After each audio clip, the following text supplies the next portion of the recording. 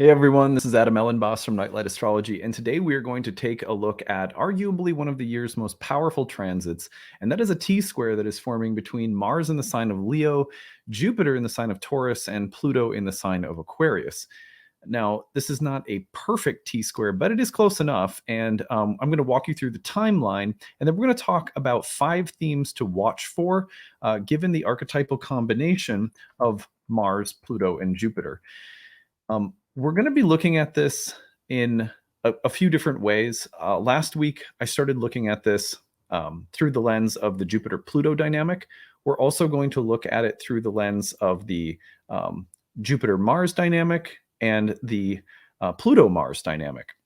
And so I'll be breaking, it's kind of like, in order to understand a T-square, it's really important to understand the interaction of the parts with one another. Today, we're going to kind of zoom out and look at 5 themes that encapsulate all of these energies working together at the same time. But then we're going to break it down into parts again. And so we already started doing that with Jupiter and Pluto. Now today, combining all of them, and then again, we'll break it into parts.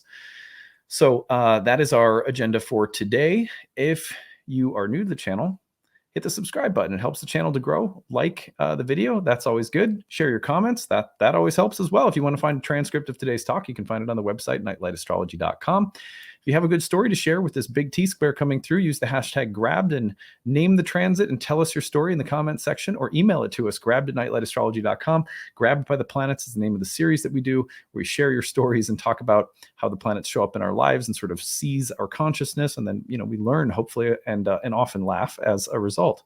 We laugh and we cry together during those episodes, don't we? Well, what is the other thing? Announcements. Yes. So new class starts pretty soon. If you go over to the website, nightlightastrology.com, you're going to find more information about the upcoming course that starts on June 11th. This is I think this is officially the 26th cohort that we have led through this program. Thousands of people have come through the program. Check it out under the first year course page. Scroll down to learn more about it and hear what alumni have had to say. 30 classes on the year, all live webinars. They're all recorded if you can't make it live, so you can follow along at your own pace or attend live. They're all about 2 to 3 hours each. We have an interactive group forum discussion with staff that are there to answer your questions throughout the year, so you can always ask questions of the content that we have. You'll always get an answer within a day. And we also have breakout study sessions in between major units, tons of quizzes, bonus material, reading options, flashcards, all sorts of things that we have to help people go as deeply as they want to. A lot of people take the program because they want to study astrology just to grow spiritually. A lot of people take the program because, this is their hobby. People take the program because they want to read professionally for other people. This program can meet all of those needs based on the way that we've set it up and how deeply you want to go with the material. We provide a huge amount of material and support that really can meet people wherever they're at. So if you want to learn more about the program, again, check out all the information on the website page there. At the bottom, you'll find the early bird payment. That saves you $500 off. If you want, you can spread the payments out over 12 months. And we also have need-based tuition assistance for people who might need a little help because you're experiencing some financial hardship, or you're on a tight budget, you're a single parent, whatever the case may be. We know that people are struggling, and we want to make sure that astrological education is available to everybody. That's a big part of our mission and agenda. Astrology should be accessible. So if you have any questions about anything, email us, info@nightlightastrology.com. We hope to see you guys in classes soon. So that being said, let's take a look at this transit and the 5 themes that we're going to watch for today, given the transit. This is a really, it's a big, exciting transit for sure. Here is what it looks like. So we're going to take this, adjust the date here. You can see that the first part of the transit happens when Jupiter squares Pluto. Now, Jupiter is in Taurus as of Wednesday of this week, and it is squaring Pluto in Aquarius. So that's part 1. The next part is going to happen as the week progresses, and we see Mars moving into the sign of Leo. So Mars moves into Leo early, like Saturday, May 20th in the morning. Then that transit is going to progress, and we're going to see that Mars first opposes Pluto, and that happens by the evening of May 20th. So we get a Pluto-Mars opposition. And Jupiter's still at the 0-degree mark in Taurus. So this is the T-square. right? You see them, they're all at 0 degrees. You're going to be feeling that. But then the interaction continues as the weekend goes on. So let's go forward a day, and then you'll see that the next piece is that between May 21st, Sunday, and May 22nd, Monday, Mars also hits a square to Jupiter. And that's the big one, right? That's the one where then we've kind of completed the circuit. So if you take this back and rewind it, that means that we are looking at a series of transits that really begins when Jupiter enters Taurus, Tuesday, May 16th, perfects the square to Pluto, Wednesday, May 17th, and then Mars enters Leo and hits the opposition to Pluto on May 20th, and then on the 21st into the 22nd, Mars squares Jupiter. So that's the T-square energy. It lasts almost a week. It's almost a full week, and we're in it now. So what I want to do today, given that combination, the 3-planet combination, you could go back, like I said, you could go back last week and take a look at what we said about Jupiter and Pluto alone. Oh, excuse me, I have to cough. I muted myself so you couldn't hear me. Today, what we want to do is talk about what you get when you combine Mars, Jupiter, and Pluto. Now, this is not so much, ancient astrology is more about planet-to-planet combinations than planet-to-sign combinations. So what we're going to do is talk about Mars, Jupiter, and Pluto as an energetic dynamic between 3 planets. Here are 5 themes to watch for given this combination. The first one is forceful enthusiasm. Some of these, by the way, were generated through, I want to just pitch my colleague's book, The Archetypal Universe by Ren Butler.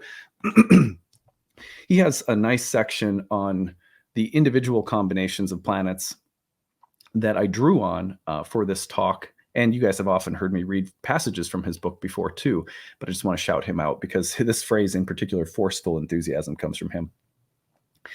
Forceful enthusiasm is such a great way of describing Mars, Jupiter, and Pluto. And the reason for that is that when you have Mars, Jupiter, you have that kind of,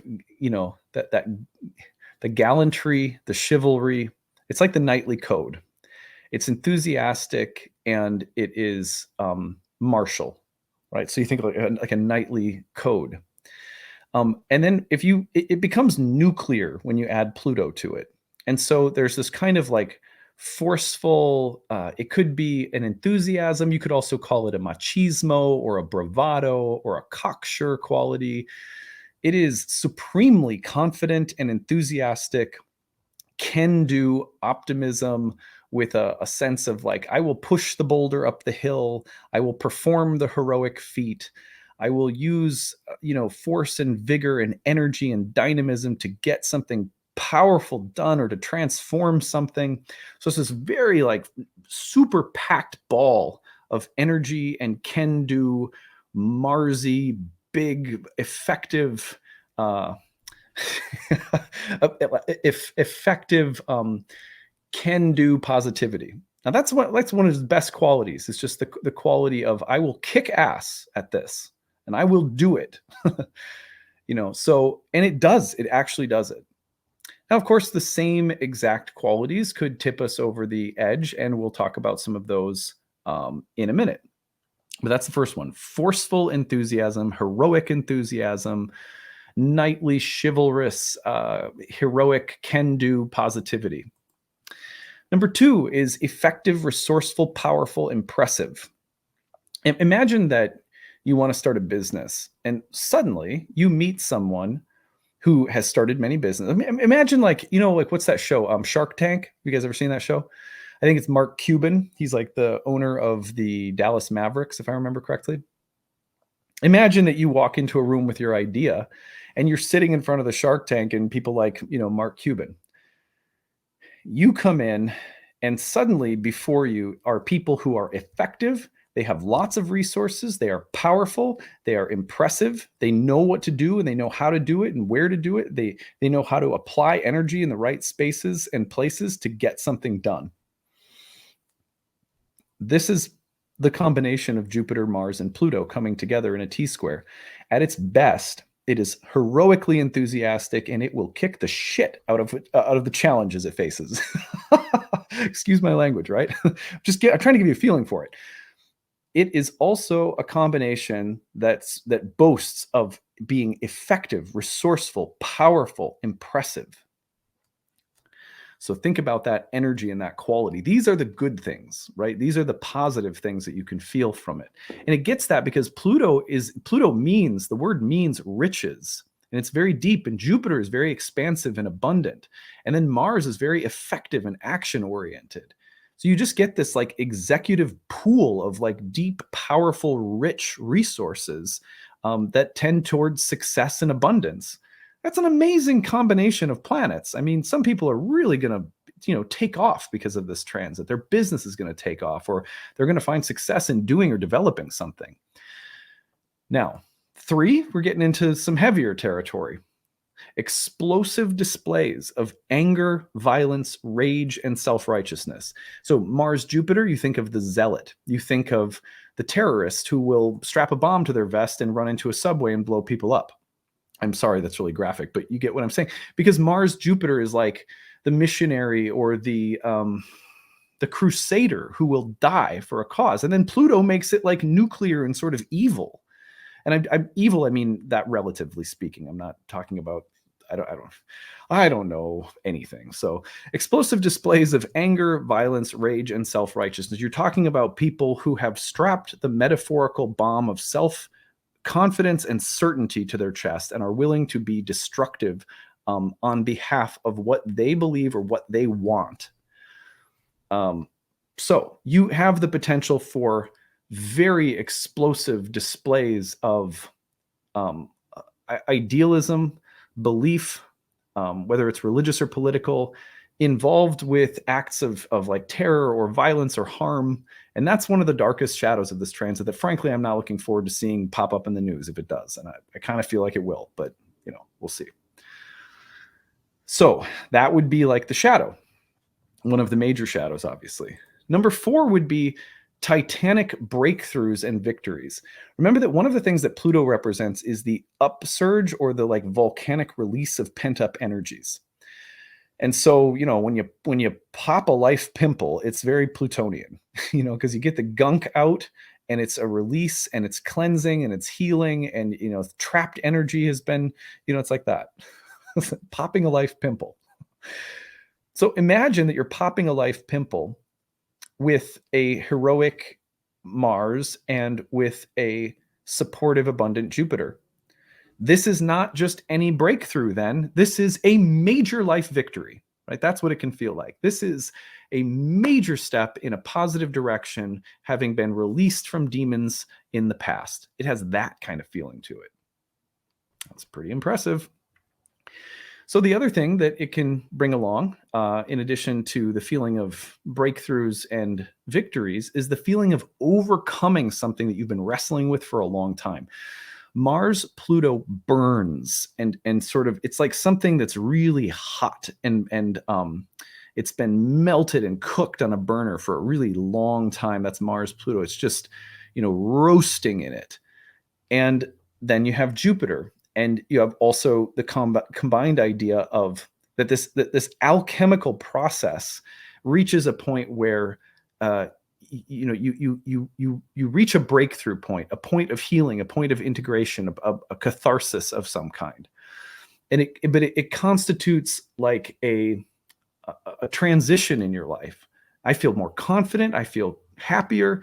I feel stronger. I faced a demon. I faced something. I stood up for something. Something reached a boiling point. That's very Mars, Jupiter, Pluto, probably with a positive ending, even though there may be tremendous difficulty. And number 5, dominance, power, ambition, and the shadows of success. Any of these things alone are not necessarily bad. They exist in nature. So, for example, if you walk out in the world, you're going to see that, whether it's plant life or animal life, there is a tendency for one thing to grow higher than another to get to the sunlight. Or there's, the dominance is like a part of life. And there's a weird way in which Mars, Jupiter, Pluto will force us into situations where we have to we have to give or show a display of dominance, right? Like, I don't know, like sometimes it's uncomfortable to talk about these things because I don't think anyone likes to go out and feel proud of being a dominator, you know? Like, haven't you ever been in a situation where you just had to be a dominant presence so that you didn't get pushed around or bullied, or so that something bad didn't happen? You know, like I'll never forget, you know, when we were living in DC and there were some kids that were about to get in a fight on the street not far from our house, and I was out walking the dog. And I remember having to show a display of like, I will kick everyone's ass, because these were little kids, right? I'm not going to kick anyone's ass, but like these were like, you know, little kids. They were about to really hurt each other and get into it. And I had to just show a display of like, you know, like I'm the adult here and I am dominant over the situation in order to calm it down and like send people home.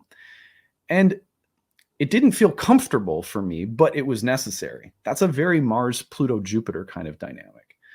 It's not comfortable that we need, or that there are, you know, armed forces or security guards or police. And we know that any of those kinds of structures there are major shadows, right? You know, there's major problems with people who have authority or power to uphold law or peace, abusing it. So that's exactly what Mars, Pluto, and Jupiter are all about: abuses of power through things like military or police, but also the need for healthy displays of strength or dominance or assertiveness. You can't push me around, right? If I don't act in a dominant way, something bad could happen. I have to assert something over the situation, sort of dominate it and take control of it. It's uncomfortable. It's uncomfortable for me to even talk about this, but that's part of life. And that's a Mars, Pluto, Jupiter dynamic. Power also exists. Power is, you know, it's like physics. It's just, power can be about greed, and it can be about squashing other people. And it can also just be about, you know, maybe another word would be strength. But the reality of power, that we are creatures that thrive off from power, the power of the sun, for example, that life is powerful, and that we have to have a healthy relationship with what power is and what it feels like. Now, take the word power now is so complicated, because when we think of power over one another, or disproportionate amounts of power, you know, because of all sorts of problems that we have. I'm not talking about any of that. With Pluto and Mars, it's more libidinal, it's more instinctual. It's more like if you've ever been caught up in the fever of like dancing, it's powerful. It's like Shakti type of power. So getting in touch with the feeling of power, and right, what is right relationship with the power coursing through us, the Shakti coursing through life. What does that look like? That's a Mars, Pluto, Jupiter dynamic. Ambition. We aspire toward things. We want things. We desire things. How far will we get? How ruthless should we be? When should we compromise? When should we set down our own agenda because it's destructive? It's not good for us. It's not good for other people. These are the complicated kinds of questions that come up around Jupiter, Pluto, and Mars. Success. This is a transit that can bestow a powerful degree of success. It is also a transit that can force us to look at the shadows of the successes that we've had. At what cost have they come? How do we grow and evolve? How do we handle success when it comes? How do we stay humble, not feel entitled to more because we've been successful? Those are questions that are ongoing. They become amplified. They get right in our face when this combination comes through. So 5 things to think about, 5 things to start us turning the jewel of these 3 planets. We'll continue looking at this some more. I think we're going to do Mars, Pluto as well. So I think that'll probably be next, Mars, Pluto. Yeah. All right. That's it for today. I'd love to hear your thoughts and comments in the comment section. As always, if you want to find a transcript of today's talk, it's on the website, nightlightastrology.com. Check out the new course coming up on June 11th. We'd love to see some of you there. And we will see you again soon. Bye, everyone.